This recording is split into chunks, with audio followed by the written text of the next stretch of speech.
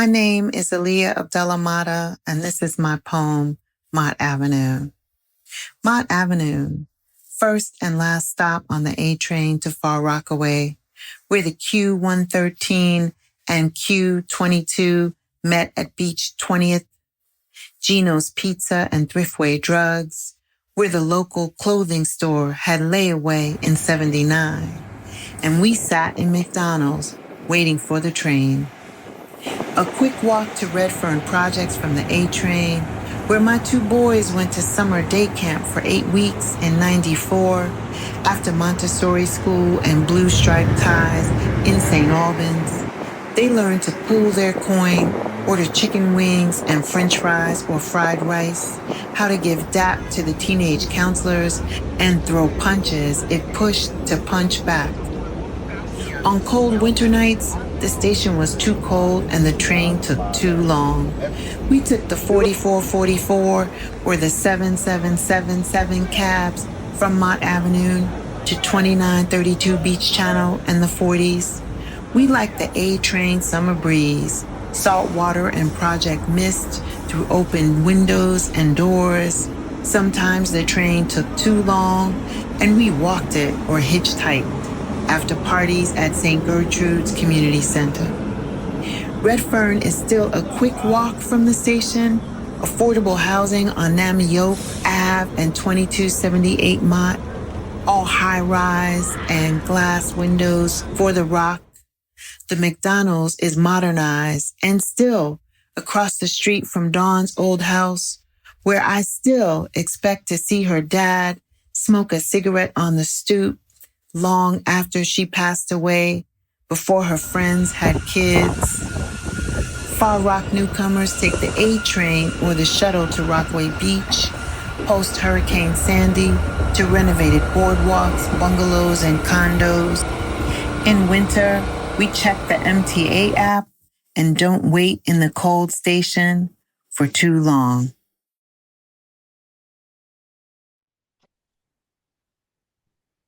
So, welcome, Allia. I am so grateful to have you here today. I have a bunch of questions to ask you. You're a very dynamic person and a wonderful, powerful poet. Um, so let me start. I'm going to just read your brief biography that you sent to me, and then we'll get started. So, Allia Abdullah-matta is a poet, professor of English at CUNY LaGuardia and the Graduate Center, Africana Studies, and Black, Race, and Ethnic programs. Her research centers literature and cultures of Africa and the African diaspora, poetic, theoretical, artistic production, and visual culture. She has published 2 chapbooks, Wash Clean and Blues Political, 2021, and Black Print, 2024. She's also published critical and pedagogical articles. Abdullah-matta co-edited Winter in America Again, Poets Respond to the 2024 Election, 2025, and is working on a poetry collection inspired by archival and field research in South Carolina and Georgia, funded by a BRESI grant. Welcome, Allia, today. Thank you so much, John. Thank you. So I want to get right into our questions. I really appreciate you being here today, and I'm sure that our people who look at this video for years to come will also appreciate that we did this. So first of all, um, tell me a little bit about how and where you grew up. So I'm a Queens girl, born and raised in Queens, grew up in different neighborhoods in Queens. My 2 sets of grandparents lived within a couple miles of each other. So most of my early experiences were Queens, either in South Jamaica or in kind of the St. Albans side of Queens. And then my parents moved to Springfield Gardens. And so I grew up in Springfield Gardens in between those three neighborhoods until I went to college. So all the way Queens, but also, back then you went to 42nd Street to go to the movies. And so I would say Queens and Manhattan were my biggest boroughs. And then spent a little time in Brooklyn here and there because my dad used to attend a mosque in Brooklyn. So, but New York City all the way. You still live in Queens and teach in Queens, right? I do. I do. It's interesting. I didn't know that when I went to grad school I would come back and end up being in Queens. So that was a really I was really fortunate to be able to, live and teach in Queens. Yes. Cool. Where did you go to grad school? I went to so I did my I did a master's at Long Island University in Brooklyn, and then I worked there for a while as a writing center associate director. Then I went to UMass and did my PhD in Black Studies, well, Afro-American Studies, with also a grad certificate in Women's Studies. And then when I came back to the city and started teaching at CUNY, I did an MFA at City College in creative writing poetry. Wow, So yeah, I'm a little that's a lot. crazy. That's a lot of qualifications. And if you ever meet Aaliyah, you'll see that she's very down to earth. So you would Mm, know that there's all of this behind her because she just mm. talks. Thank Yeah. you. Um, I'm just looking here. Mhm. And I guess I should also say too that I grew up in a mixed religious household. Because I grew up around my father was Muslim, converted to Islam when I was a little girl, and then my grandparents were Baptist, and my mother and my grandmother, my maternal grandmother, were Catholic. So a lot of interreligious experiences, which I think informs how I move in the world in interesting ways. Okay, cool. Um, so as you can see from that answer, you're currently a poet, a professor, um, a writer, an editor, a world traveler, etc. Mm. I could go on and on. Um, did you know all along that your life would include all of these things? Did you always want to like a life like this?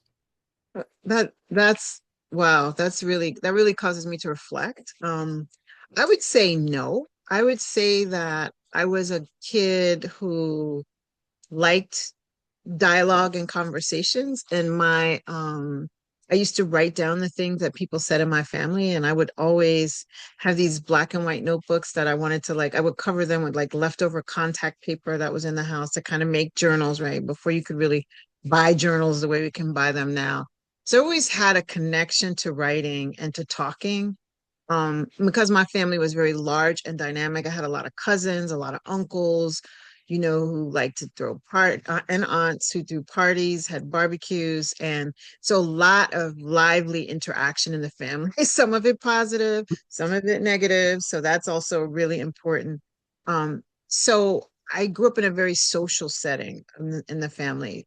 So you had to work to make sure that your voice was heard. So that would be, I think, the first thing that may have led me to wanting to write. But I wanted to be a lawyer. I thought I was going to go to college, become a lawyer, become a judge. And I wasn't thinking of a creative life. I definitely wasn't thinking of a teacherly life at all.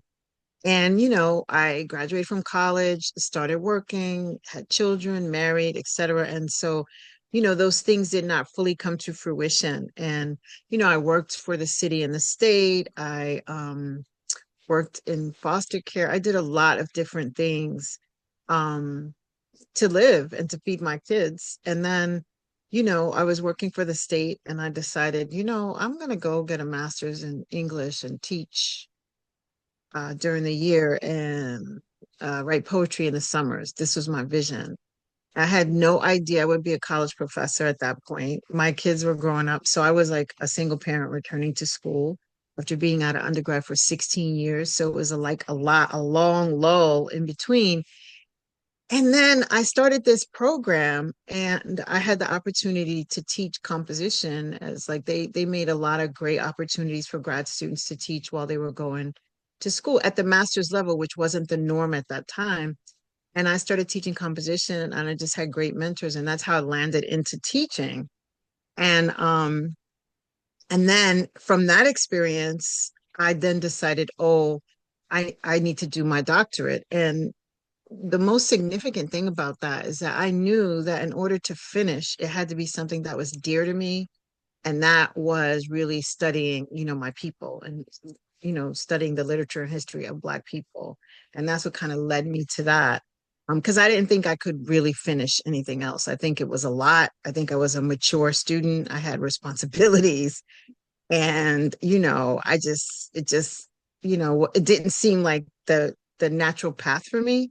Luckily, I had really great mentors. I had family and, to help with my kids and to make sure that I could kind of, because it required that I moved out of state. And so that whole other piece, you know, um, I honestly have to give credit to my ex-husband who said, I'll take the boys while you go on this journey, which was really important, though difficult and complicated.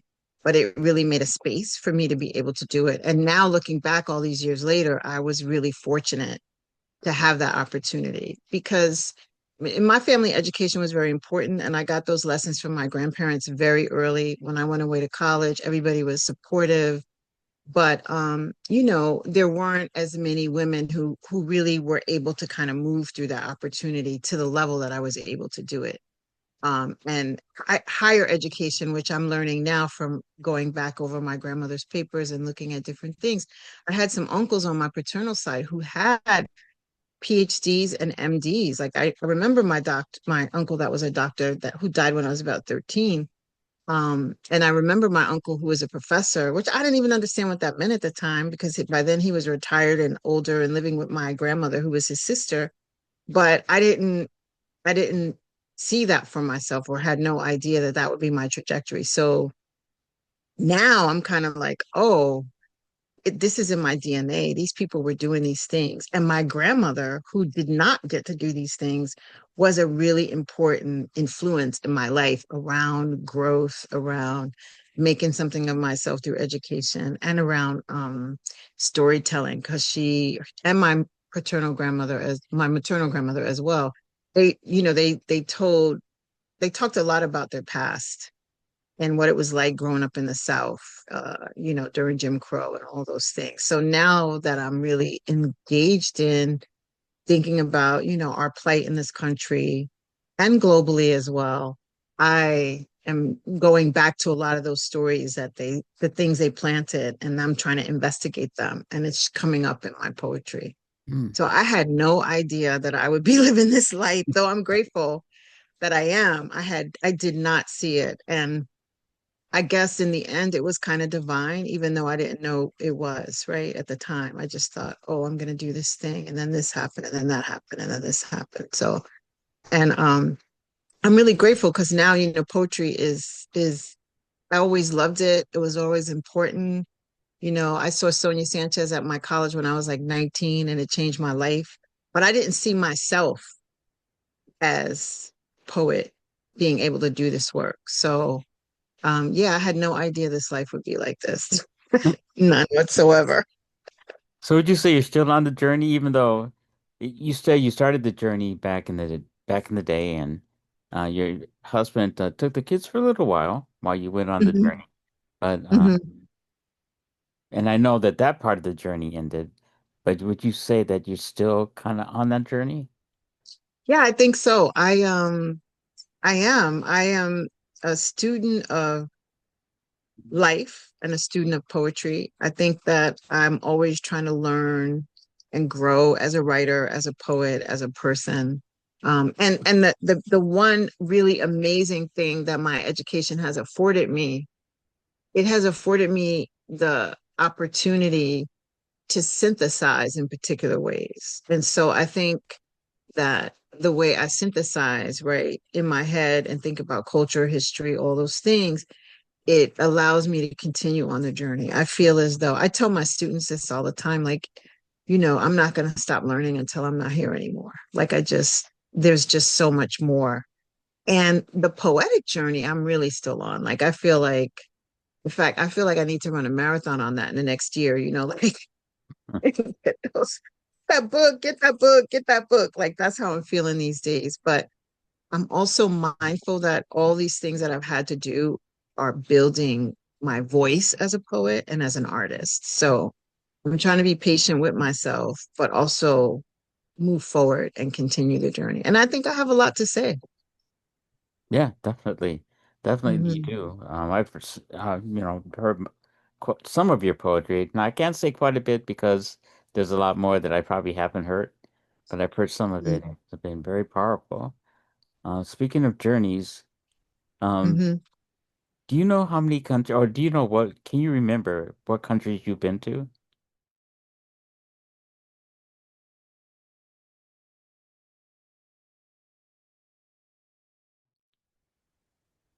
Yeah.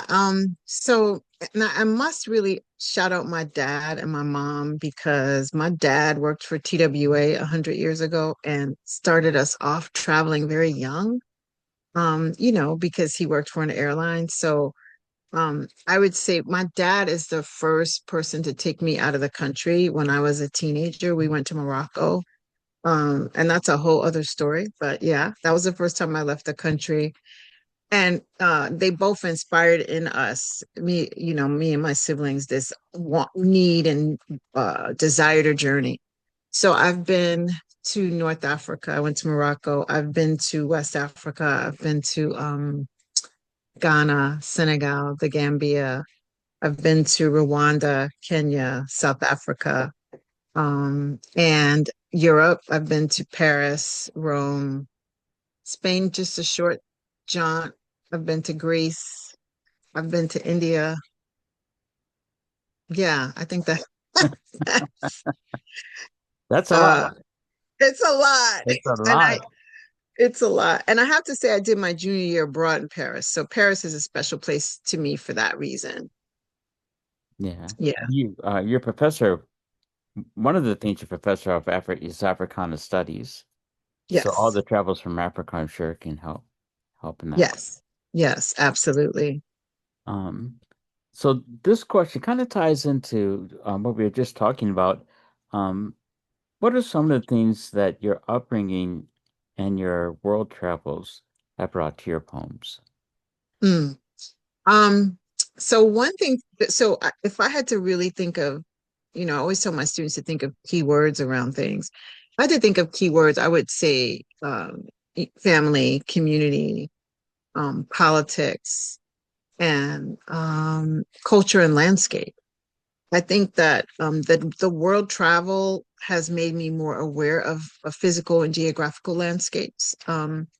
And my connection to them in interesting ways. I'm always surprised at how I feel connected to the land because I grew up in New York City. And when you grow up in New York City, you're not thinking about land. Like I grew up in Queens, but my grandparents came to New York during the Great Migration. So they had an attachment to land in a particular way.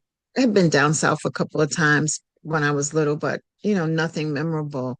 But as I move around the world now, I feel as though my connection to the South is through my connection to other landscapes where Black folks are growing things, and folks in general, because there's something about countrysides. When I took a train from Venice to Rome on a trip, and the landscape and the countryside just I felt something from it.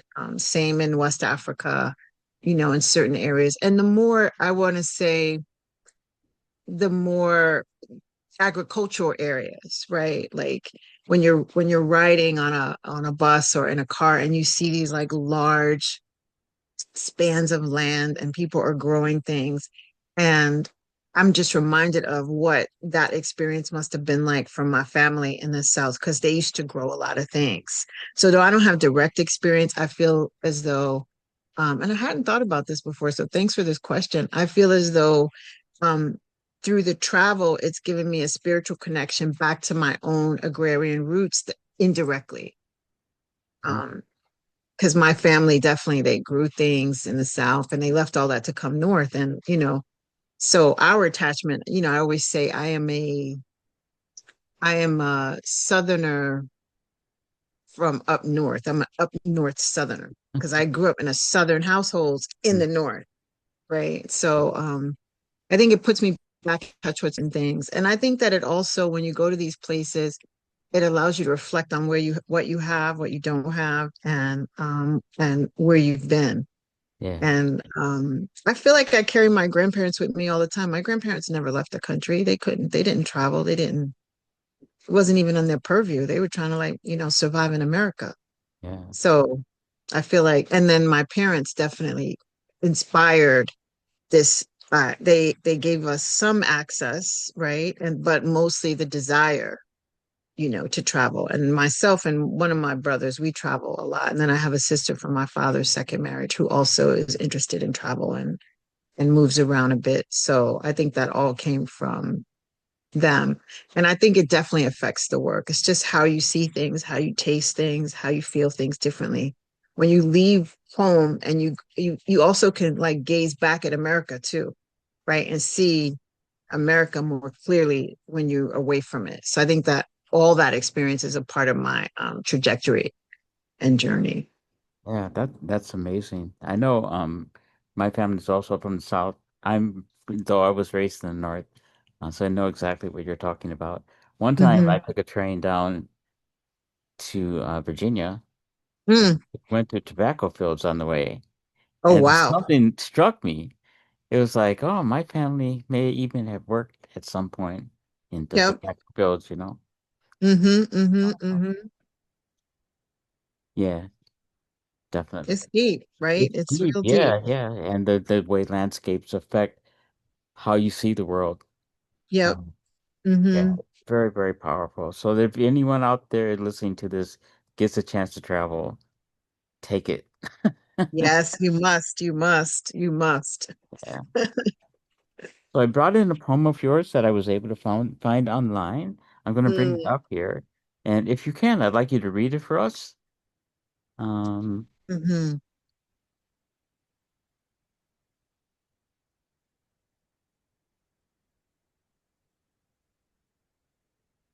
it's called Scar. Oh my God. Scar. Voices surround my body.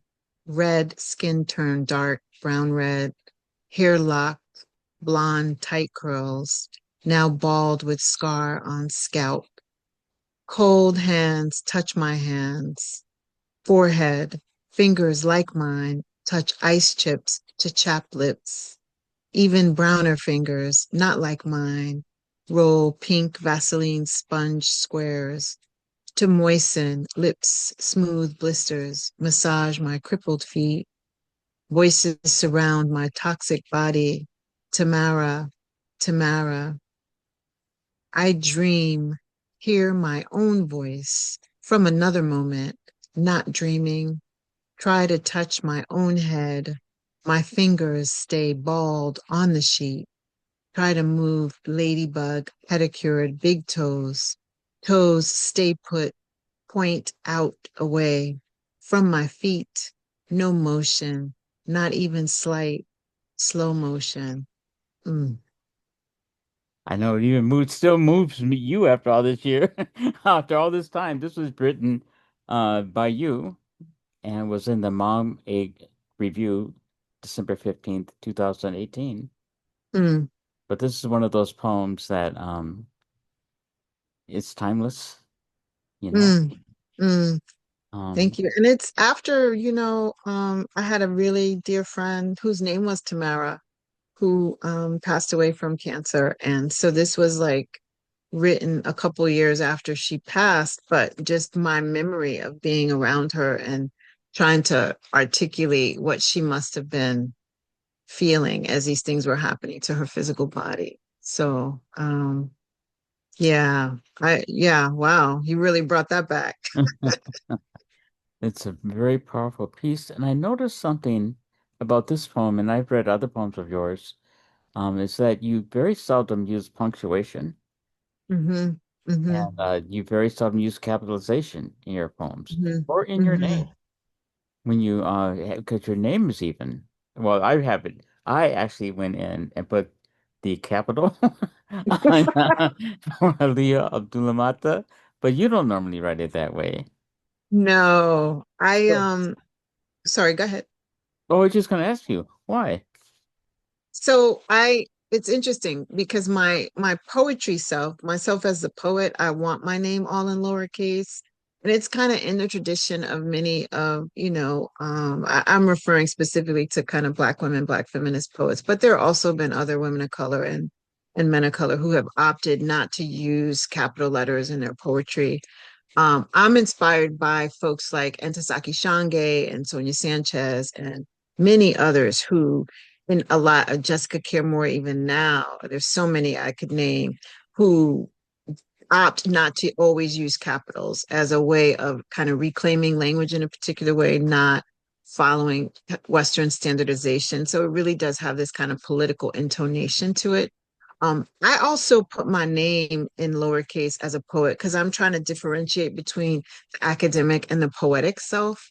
So when my work is in capitals, usually my publication work in capitals is stuff that I'm doing connected to academia. But my work, my poetic work, I want it in lowercase. And I do really feel something freeing and not having to worry about punctuation and capitalization. I can let the uh, I want to say the language and the words kind of move in a different way when I don't have to be concerned about that. So it is sparse. I am deliberately not always using periods and commas and punctuate and other punctuation marks. Yeah, I noticed in the last line you put not space, two spaces, even, to Hmm. slow it down as people read it, which is a Hmm. very interesting way of slowing it down where you want to slow it down without using Hmm. punctuation. Hmm. Hmm. Yeah. Yeah, and I'm getting worse and worse, and people always are like, like, sometimes when you send things in, people want to correct you. And I say, no, it's not a mistake. And I really am following a tradition of other folks. It's not something, it's from reading a lot of poetry and understanding why people were making some of the language choices they were making. Yeah. For Color Girls, the who considered Suicide When the Rainbow is Enough by Entasaki Shange, the entire play is in lowercase, Hmm. if I'm not mistaken. Yeah, the entire play is in lowercase. Yeah, I know that we spoke, Lucille Clifton, as I mentioned to you earlier, also wrote in lowercase. Mm-hmm, mm-hmm, Yeah. mm-hmm. Yeah, there's so many of them that did. Yeah. Wow. Um, the thing about it is a lot of the things that poets make decisions on are to cause people to think and hopefully Mm-hmm, draw them into the poem even mm-hmm, more, you know, mm-hmm, instead of being lost and trying to say where the punctuation should go. If you write it right, it goes there automatically. You don't have to, mm-hmm, mm-hmm. put it there.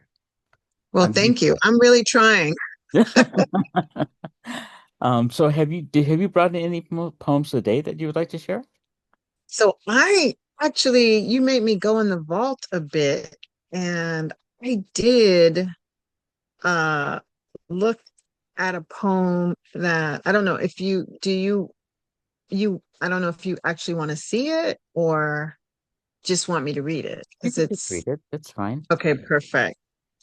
So I when I was doing my MFA, I was trying all these things. And so now one of the things I'm trying to do is go back to my documents and look at because I'm trying to put together a manuscript, my first full manuscript actually, which I hope to get done, in draft. I hope to have a draft of it at the end of the summer and then also uh get it out there. So, it's quite a challenge to do it, but I'm trying to do it. And so this is a poem. I'm just gonna put okay. So this is a poem that I wrote a couple years ago, and I just revised it. So it's called "Bricked Cape." Black asphalt, wet and slippery. My feet strolled toward that block, 169th Street and 137th Avenue. We grew up there. The sounds of Black and Irish children who play in the streets, jump double dutch with clothesline jump ropes, play skelly with baby food metal jar tops filled with melted wax, pluck jar tops into white chalk lined boxes on black asphalt, who play inside and outside of asphalt chalk boxes. Vietnam, uncle in fatigues at 17, Cambodia bombing, Kent State protests, no more college deferments, burnt draft cards flood the projects, rocks and bottles, state of emergency, May 2nd. You like to ride that Aqua Stingray bike your grandfather bought from Merrick Boulevard Bike Shop, old-fashioned Southern and polite. The white manager calls your black grandpa, sir, and not boy like when master came. We do not hear her knocks. Knock, knock, knock, knock, knock. Shut your ears. Do not listen. The block where children play hide and seek, pick an it, the person who is it will be it. We learn to count it down as we run around, run away and hide. We hide from the other, hide from red, white, and blue lines, seek black truth, run to the red, black, and green. Back to the game. You run, run, run.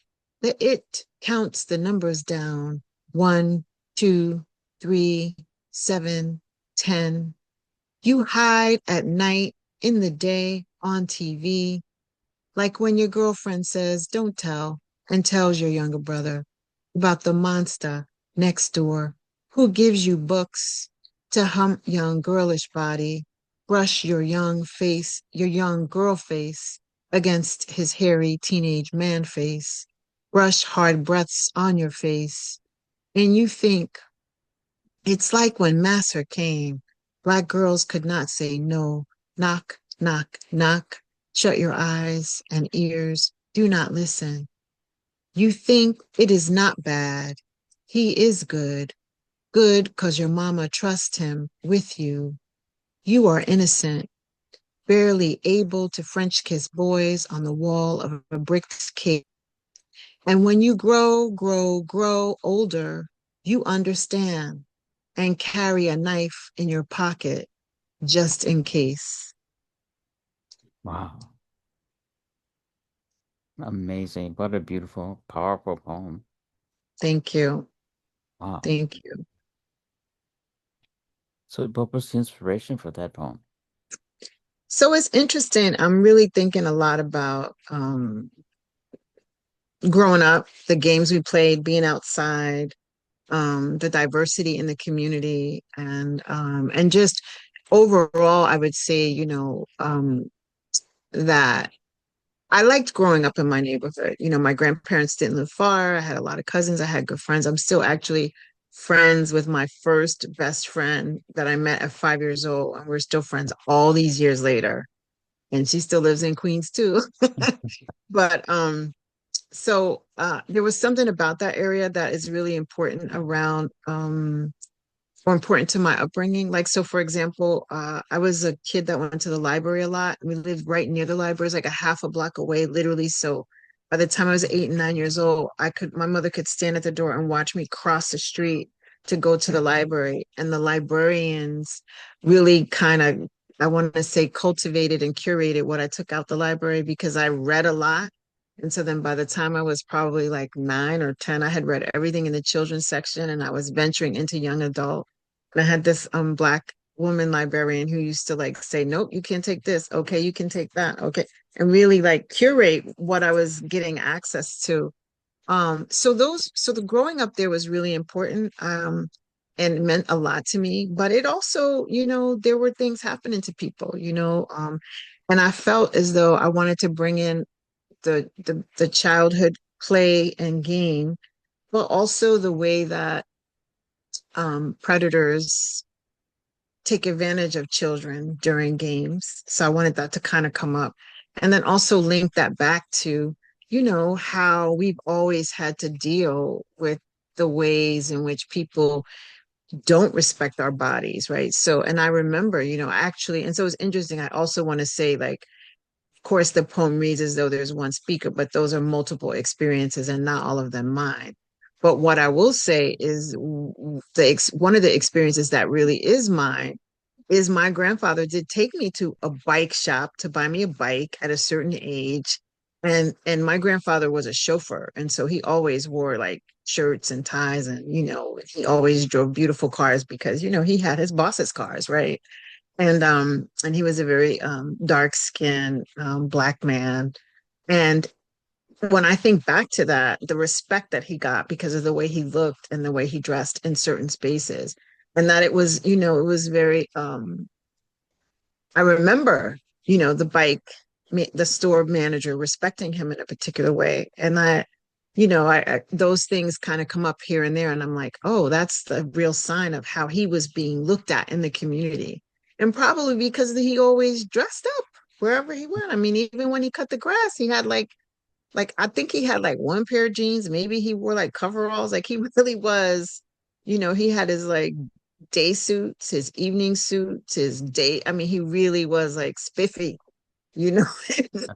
And I think that people respected him in a particular way because of that. And that was also, in Queens. That bike shop was in Laurelton. And so Laurelton at that time was very African American as well, mixed. But so I think that people, there was a sense of, of dignity around that experience. And so I remember that very well. Hmm. Very Yeah. cool. Um, this video will be starting with the poem Mott Avenue. Hmm. How is that related to you and to what your work and things like that? Yeah. So when I was a teenager in the late teens, we moved, my mother moved us out to Far Rockaway and I didn't live on my avenue, but my avenue was the hub of where we caught the bus, close to where we caught the train. That A line was a big part of my life at that time. So when I was, invited to kind of look at a station and write a poem about it, I thought it had to be a Queensland poem. It's for the Queensbound Project. I thought, oh, I'm going to go back to my avenue. And I really am reflecting on what my avenue used to be like and what it's like now. Like now, when you go out there, you're like, what? There's condos over here. There's like, they build it, it's different. And there was a time because I guess this was probably like in high school, there was a time when me and I had a girlfriend that lived out there. We used to hitchhike and go to parties, like because it was a long walk or whatever, and the buses hardly came and stuff. And so it was this real moment of, and I think about, oh my goodness, that wasn't even smart, but nonetheless, we would do this is what you did in the late 70s. I'm dating myself, but so I lived out there for a couple of years as a teenager, and then when I went away to college, um, I moved back to Jamaica and then moved back to Mott Avenue. So I spent some of my years with my children out there too. And so then even kind of tracking some of those changes, and then what it looks like now. So I wanted to think about, and I'm still really fond of that area for certain reasons. So I wanted to kind of like dignify it, but also, it used to be really cold out there. That A train used to have to do the round robin and go to the other end and come back. So, it was very difficult to live out there as well. But and that McDonald's is still there. I was looking at some footage of it. I was like, wow, Yeah. because like you said, there's all condos now, and I was like, this is where Leah grew up. But yeah, It we wasn't must like grow that then, because up. you know, the thing about Far Rockaway is that Far Rockaway, within a 5 to 6 mile radius, has so many New York City housing projects.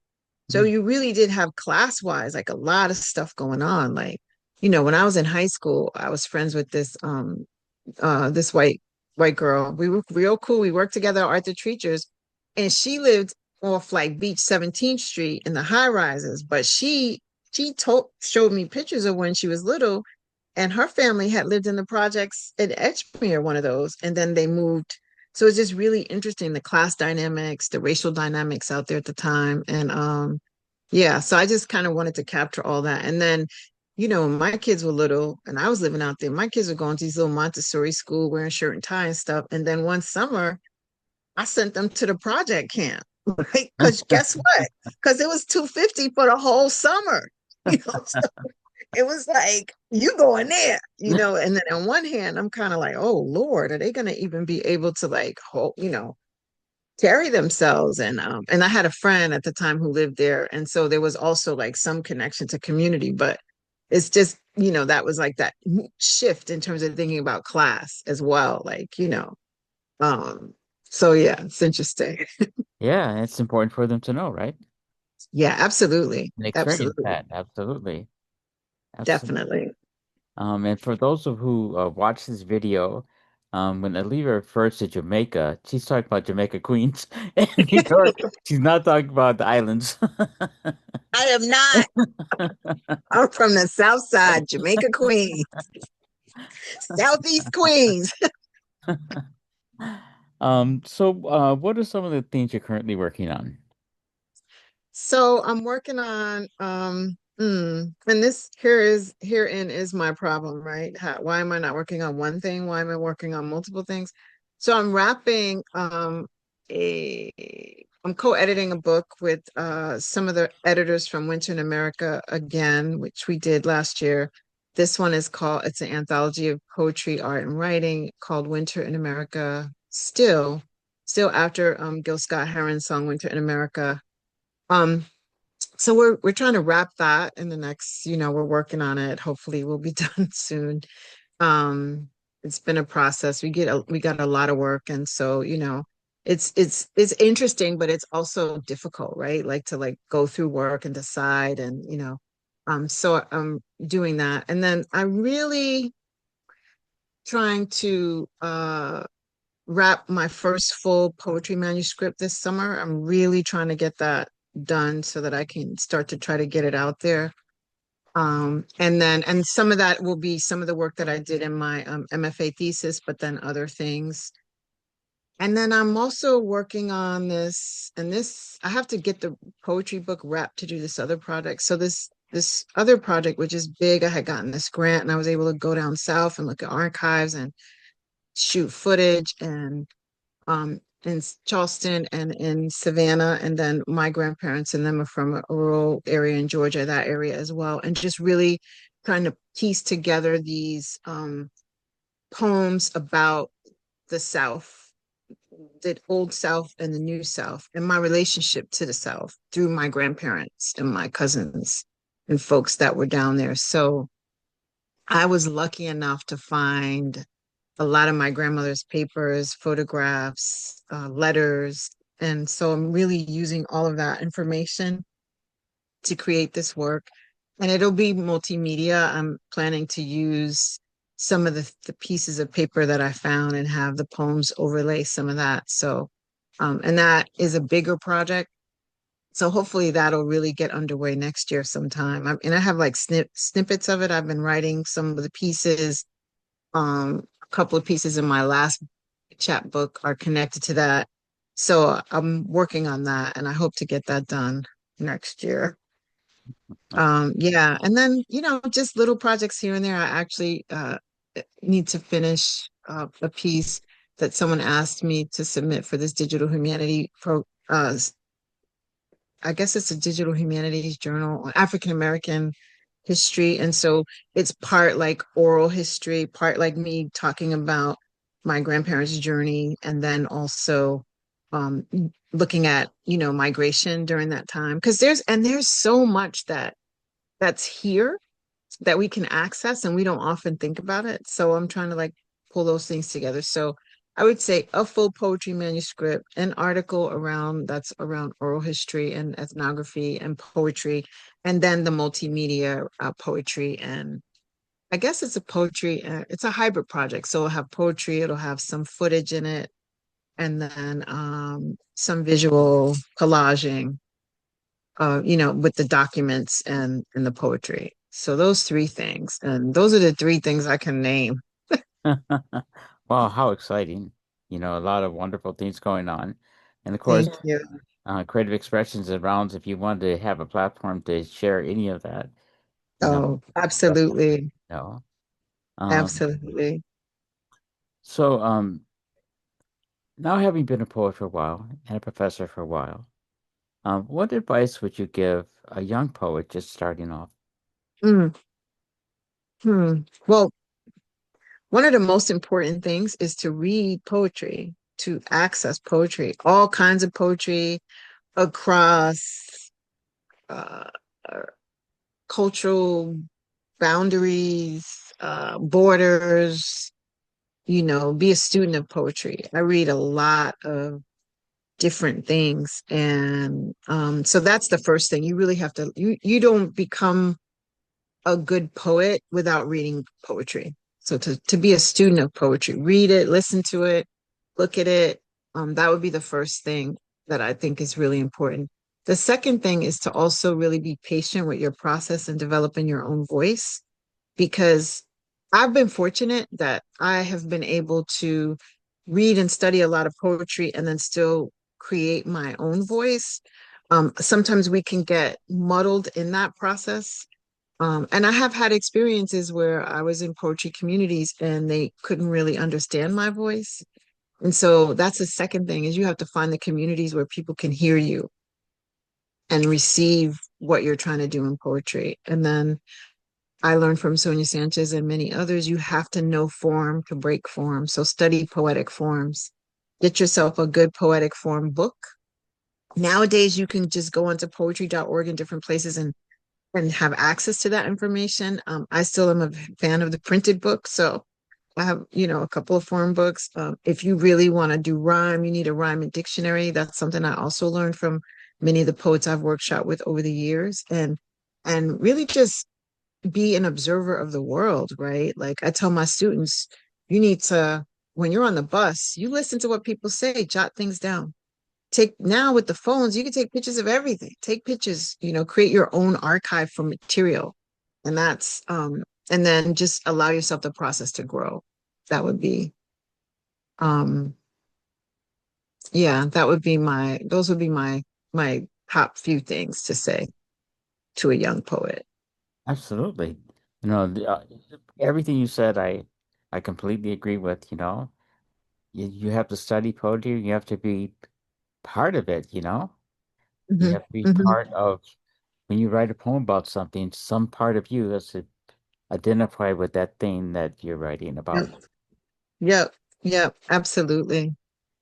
Yeah. And I think travel is important too, even just traveling within your own city, right? Like, we have if you don't, I mean, because we know travel costs money and we don't always have money to, and I'm still like, I'll hustle a little extra to do this big trip over there, da da da. It's like, but even in New York, take a ride on the train. If you're from Queens, go to the Bronx, go to Brooklyn, go to Staten Island, go everywhere, go to different neighborhoods in Queens or wherever you're from. And all of that is potential material Yeah, and exposure, and go to museums. absolutely. Absolutely. By the way, do you go to the Schomburg very much for your I research? haven't been lately, but yes, I have been there a few times. In fact, I was at an event yesterday, and they were some Schomburg curators were there, and they were talking about what they're working on. But the Schomburg has a lot of documents too to look at, and they are always doing different exhibits. Yep. I haven't been lately, but I am. I keep an eye on them on the website and try to get up there. Yeah. Yeah. So for those who are listening, the Schomburg is one of the main centers for Black literature and Black Mhm. studies in Yep. probably in the world. And it's part of the New York Public Library, which a lot of people don't realize. Like it Yeah. is it's part of the New York Public Library system. Yeah. And your Yeah. work is in Queens at like some of the things that you publish are at the Queens Long Island City College where you teach, right? Yeah. Yeah. Oh, So I teach at LaGuardia and they have some things going on. And I also teach creative writing there. So we do readings there and have different things going on. And then I've worked with some Queens poets who have been doing different things. So like I have a poem published in a Queens journal called Culture Push, and it's terrible. I really need to inventory all this and make sure I know what fits. that's But amazing. yeah, It's amazing that you have that much publications. Like you're thinking, oh, I have to inventory it. So for that young poet that's out there, one day you'll get to be like that, maybe. And I wish I wish for that. I wish everyone could get an important connection to poetry. I think it can save your life. Absolutely. Um, Thank I you. just want to thank you so much for being with us today, Leah. It's been an amazing, wonderful interview. And you Thank had you. a lot of wonderful work, necessary work. Mm. The things that you write about are things that the current political situation is trying to silence. Yeah, they're trying to make us voiceless people. Yeah, They're trying to do it. Yeah. yeah. So it's And very important. yeah, and I just if I could just say one more thing, as a Black person, as an African American person specifically, you know, um, it was illegal for us to read. We need to know, we need to make sure that we never get to a place where we can't have access to information. And that was one way to keep us from having access, is if you can't read, you don't know. Even though, we're resilient people, we found ways around it. But so I think that for me, that's what education is about, formal or informal, right? Knowledge. So yeah, I think poetry is one way that, you can really expand that quickly too, because poetry's short, right? So you could read a couple poems on a train every morning. Absolutely. Next thing you know, you have a repertoire, Yeah. So Yeah. And you may even decide to write some yourself. definitely. And I encourage that. I think that's a great place to, and thank you so much, Aaliyah. It's been wonderful speaking with you. Thank you, John, for asking me, for having me, for giving me such a space to speak and right and to be myself. So thank you so much. Thank you.